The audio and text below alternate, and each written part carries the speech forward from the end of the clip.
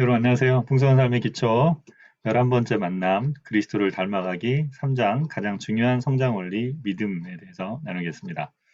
생각해 볼 질문. 이제 성장 목표는 분명해졌지만 우리가 어떻게 그런 성장에 이룰 수 있습니까? 예수님을 닮는다고 할 때 많은 사람들은 종교 영역에서 헌신하는 것을 생각합니다. 그러나 다시 한번 강조하지만 예수님이 성장하신 곳, 사역하며 살아가신 곳은 성전이 아니라 삶의 현장이었습니다. 적지 않은 사람이 예수님을 닮아가는 제자 훈련하면 교회에서 받는 어떤 훈련 과정에 참여하는 것이라고 생각합니다. 그래서 특정 훈련 과정을 마치고 다른 사람을 가르칠 수 있는 지식을 획득하면 제자가 되었다고 생각하기도 합니다. 더 나가서 사람들은 헌신하면 신학교에 가서 목사나 선교사가 되어야 한다고 생각하기까지 합니다. 예수를 닮는 것은 다른 사람을 가르치고 더 나아가 복음을 전하는 것을 넘어서 본질적으로 삶의 전 영역에서 예수를 닮아가는 것을 의미합니다. 그것은 기독교의 진리로 다른 사람을 잘 가르치고 문제점을 잘 파악해서 분석하는 것과 비교할 수 없을 만큼 중요한 일입니다. 참된 제자는 삶의 현장에서 예수를 닮아가는 사람입니다.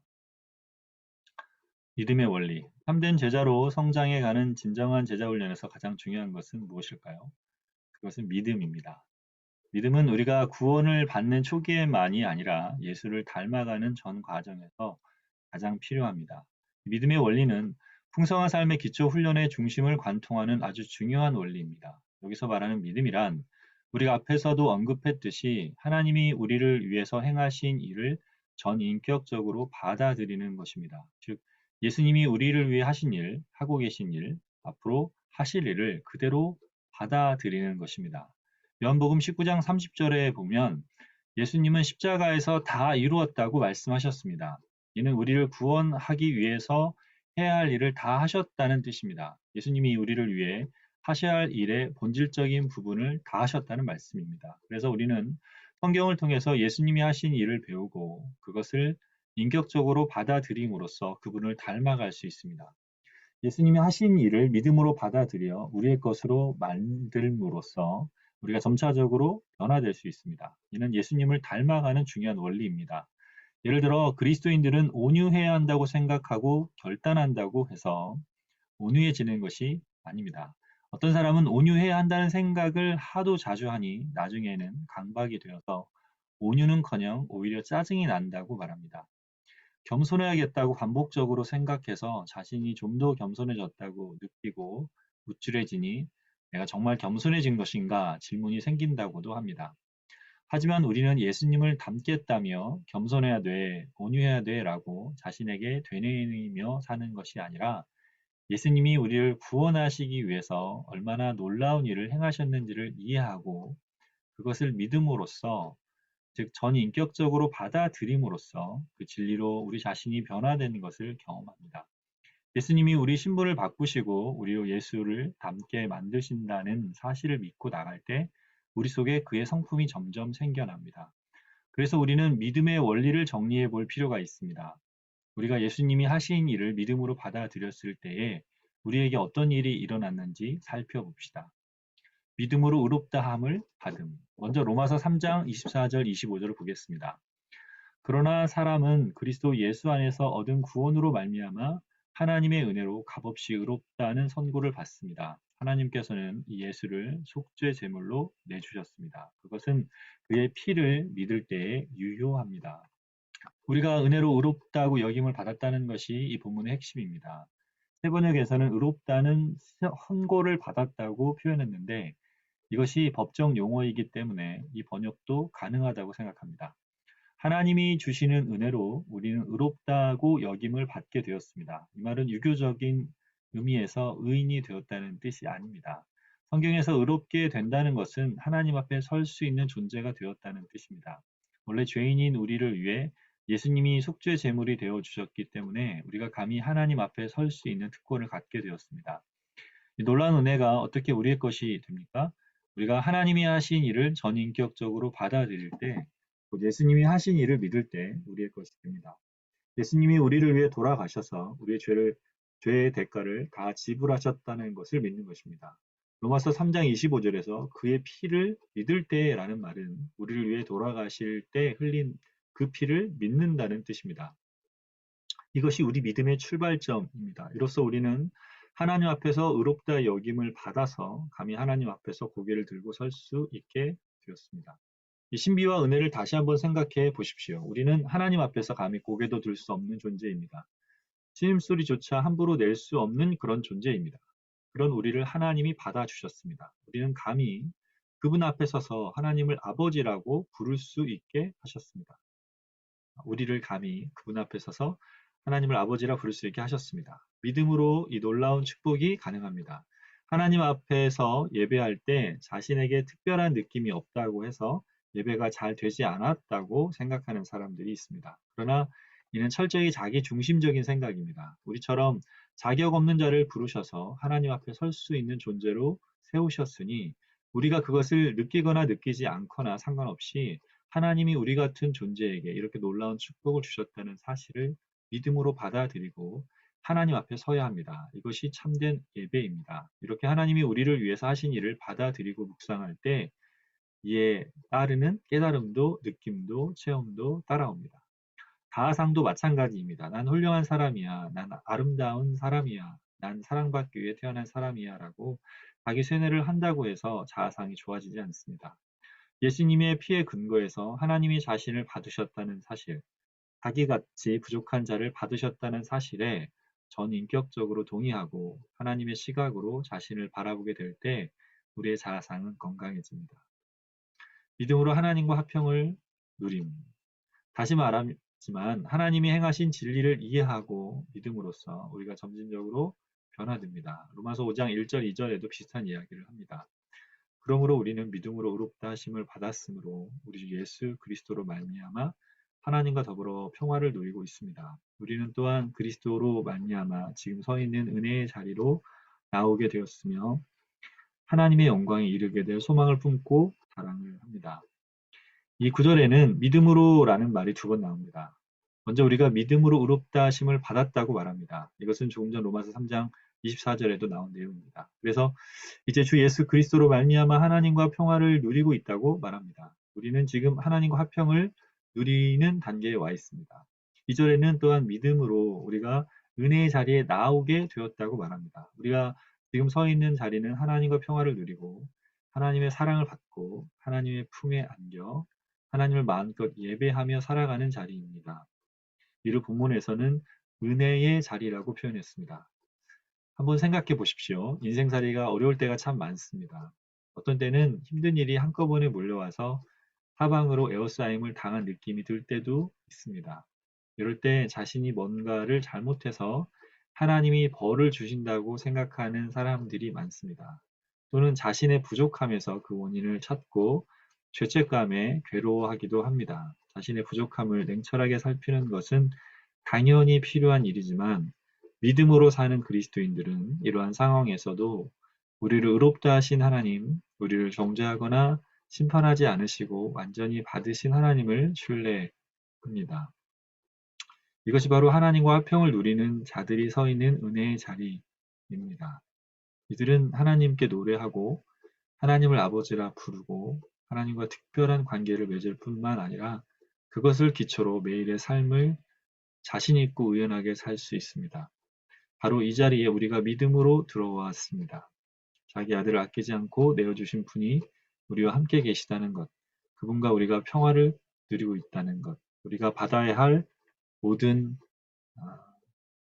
노와 심판을, 진노와 심판을 예수 그리스도가 대신 지셨다는 것을 믿음으로 우리가 이 자리에 서 있습니다. 여기에서 한 걸음 더 나아가서 사도 바울은 우리가 하나님의 영광을 바라고 즐거워하느니라 라고 말합니다. 모든 사람이 죄를 범하였음에 하나님의 영광에 이르지 못하는 로마서 3장 23절 상태에서 하나님의 영광을 바라고 즐거워하는 5장 2절의 상태로 바뀌었습니다. 이 모든 일이 믿음으로 되었습니다. 비록 그 영광의 실체를 제대로 다 알지 못하지만 우리는 언젠가 하나님의 영광에 참여할 것을 기대하고 살아갑니다. 이 모두가 믿음으로 가능해졌습니다. 믿음으로 살아감. 로마서의 주제를 담고 있는 1장 17절의 믿음의 원리를 다음과 같이 말해줍니다. 복음에는 하나님의 의가 나타나서 믿음으로 믿음에 이르게 하나니 기록된 바 오직 의인은 믿음으로 말미암아 살리라 함과 같으니라. 하나님의 의가 복음 속에 나타납니다. 이 일은 오로지 믿음에 근거하여 일어납니다. 이것은 성경에 기록한 바 의인은 믿음으로 살 것이다 한 것과 같습니다. 개역개정과 해석번역 가까이 읽었습니다. 하나님의 의가 복음 속에 나타났고 그 의가 우리의 것이 될 수 있습니다. 믿음에 이르게 한다는 개역개정의 번역을 새 번역에서는 이 일은 오로지 믿음에 근거하여 일어납니다라고 번역했습니다. 즉 믿음의 원리로 하나님이 행하시는 일들이 우리의 것이 됩니다. 그래서 믿음으로 의인이 된 우리는 모든 영역에서 믿음으로 살아갑니다. 풍성한 삶의 기초는 이 믿음의 원리를 여러 면에서 다루고 있습니다. 그리스도 예수 안에서 나에게 무슨 일이 벌어졌는가? 하나님과의 관계에서 무슨 일이 벌어졌는가? 나 자신과의 관계에서 무슨 일이 벌어졌는가? 내가 어떻게 하나님의 공동체에 속하게 되었는가? 그리고 그리스도 안에 있는 나는 세상에서 어떤 존재인가에 대하여 지금까지 이야기했는데 이것들은 다 믿음의 근거가 되는 내용입니다. 하나님이 행하신 모든 것이 우리의 것이 될 수 있는데 그것은 유일하게 믿음으로만 전인격적으로 네 그렇습니다 하고 받아들임으로써만 가능합니다. 그래서 고린도후서 5장 7절은 이렇게 말합니다. 우리는 믿음으로 살아가지 보는 것으로 살아가지 아니합니다. 그것이 그리스도인의 삶의 원리입니다. 우리의 오감으로 느끼는 것이 중요하지 않고 무엇을 믿느냐가 중요합니다.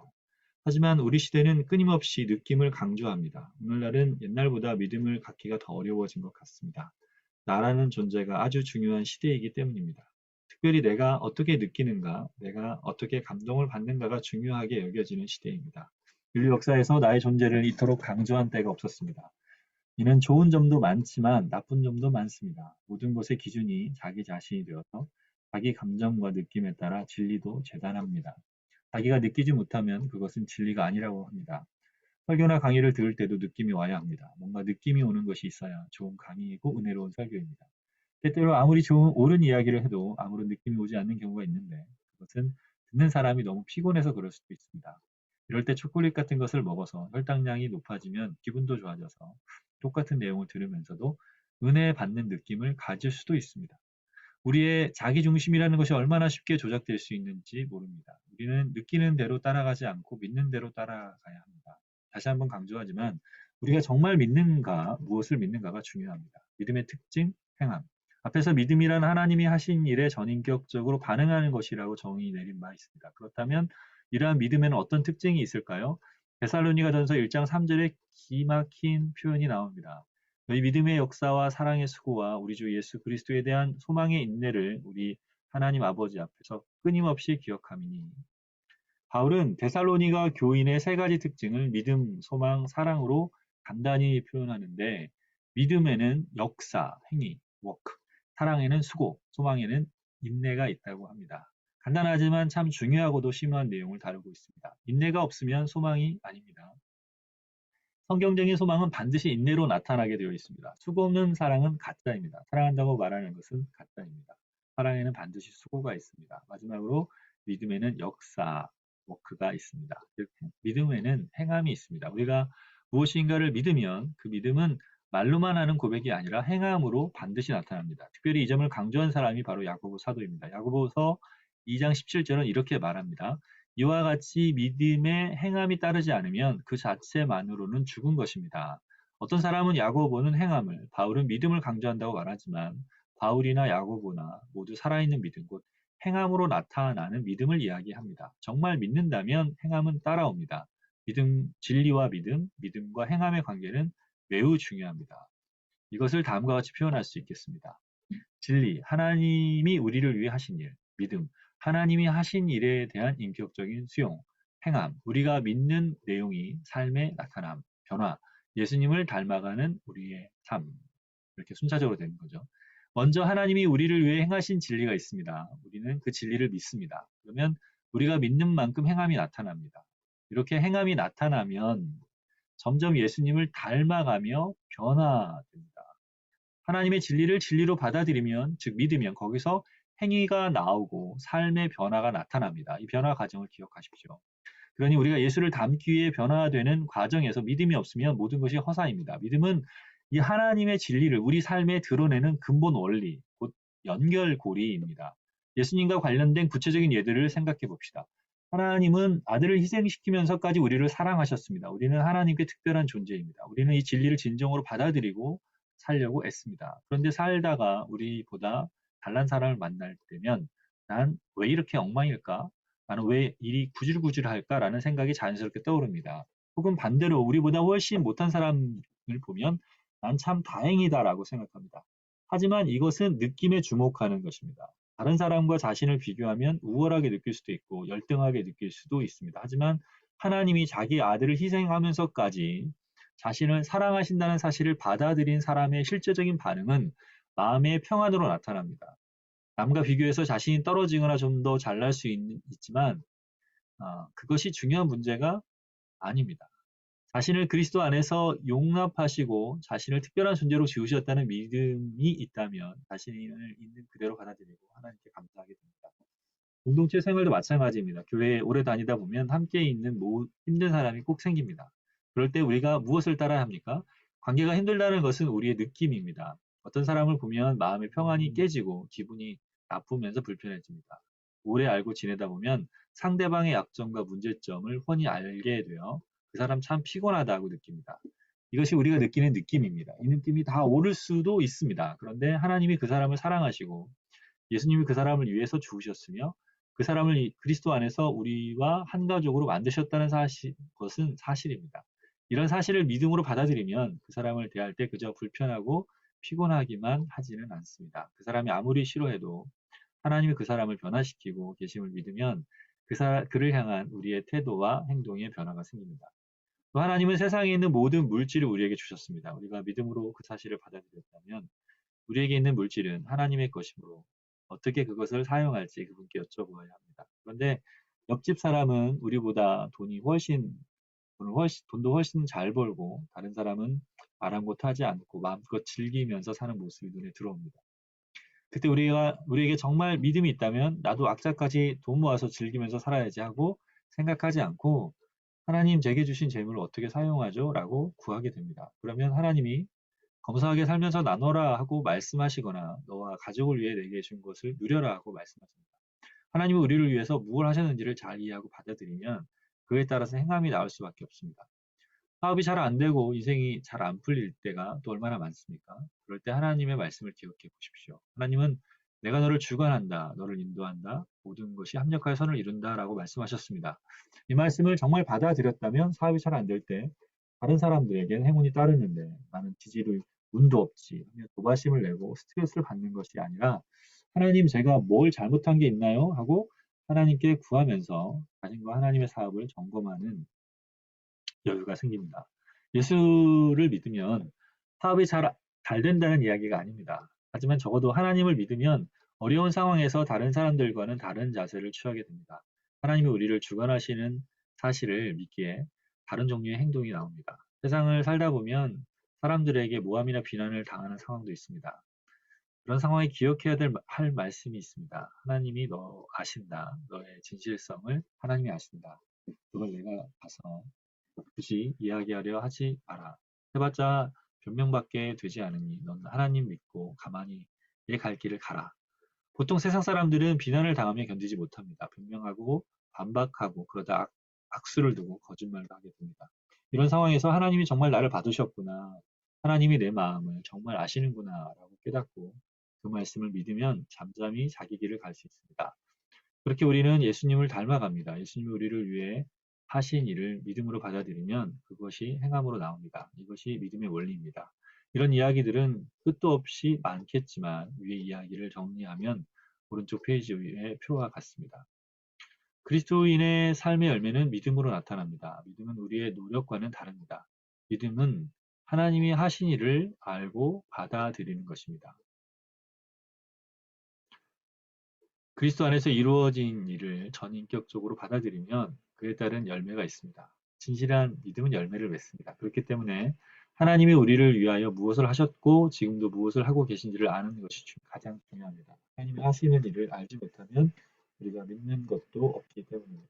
하나님을 알아갈수록 우리가 믿을 것도 많아집니다. 믿을 것이 많아질수록 받아들이는 것이 많아지면 우리 자신에게 많은 변화가 생깁니다. 성경에서 말하는 믿음은 하나님이 우리를 위해서 행하신 일들에 대한 지식이 점점 더 선명해져서 그것을 전적으로 받아들이는 것을 뜻합니다. 믿음이 강하다는 것은 억지로 하나님을 따르는 것이 아니라 하나님이 우리를 위해 행하신 일이 점점 더 선명해져서 그 놀라운 진리에 자신을 맡기는 것을 뜻합니다.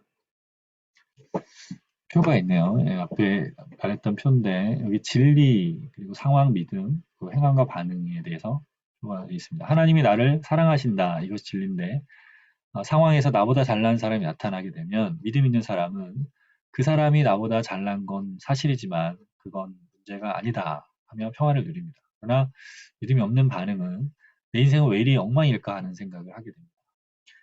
진리는 하나님이 다른 형제 자매들도 사랑하신다는데 그런 상황에서 어떤 형제의 행동이 마음에 안 들고 피하고 싶을 때 믿음 있는 사람은 기도하고 긍휼히 여기게 됩니다. 믿음이 없는 사람은 그 사람을 피하고 나도 똑같이 대하게 됩니다.